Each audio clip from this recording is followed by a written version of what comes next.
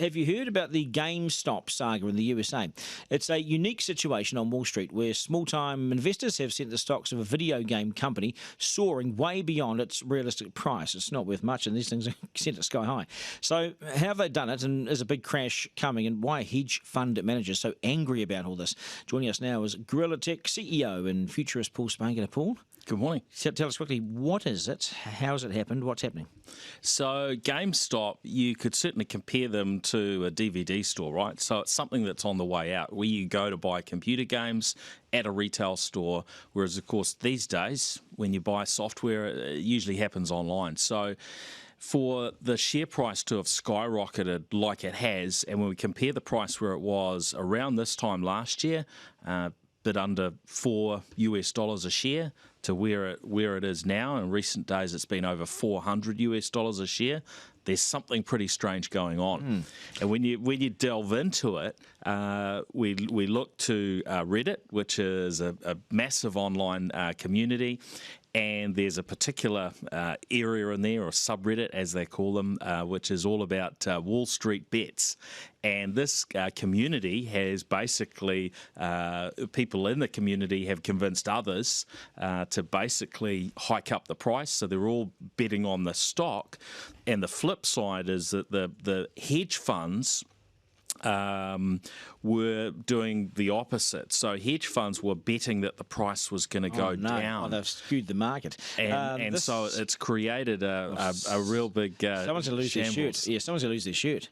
Well, certainly the hedge funds are hurting, because what they do is maybe a share price is at $50. They look at it and say, well, it's not worth that. It's going to go down. Yeah. So they basically borrow a share. And they expect to be able to pick it up as they sell it, and they expect to be able to pick it up at a lower price. But when it goes the other way, that's when they get burnt. Is this a bunch of aging gamers who don't want to give up their technology, and they've sort of stuck it to these guys and said, no, we're still popular? Well, the interesting thing about online communities is you generally don't know exactly who's behind it. So there's this huge manipulation within the group, online peer pressure, as it were, saying, do not sell, let's keep buying, I'm not going to sell any, whereas you don't know the actual reality of what's going on behind the scenes. And more, millions of people have joined the subreddit and are jumping on board with this. And those that come on last are likely to get burnt the most. The best way to think of Reddit is of an angry mob. They're pretty much an angry mob. They're the worst of the worst. They're right up there with stuffed commenters. They band together whenever they feel that they've been challenged in any way, shape or form, and they go bananas. Clubhouse. Tell me very, very quickly, we're heading into the news. Clubhouse. So Clubhouse is this incredible new social network, invite only at the moment, but the backers of Facebook, Twitter, Airbnb, etc., have put in a lot of money. Well over 100 million, I think, has gone in to date. It's now worth $1 billion.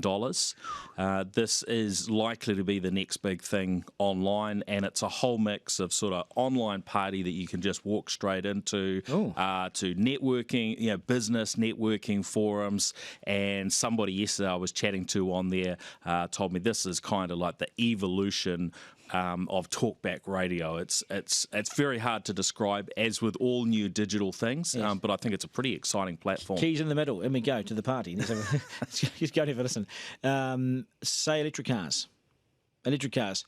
Why electric cars good? Why? Give me 2 seconds, 10 seconds. Tell Mark why electric cars are good.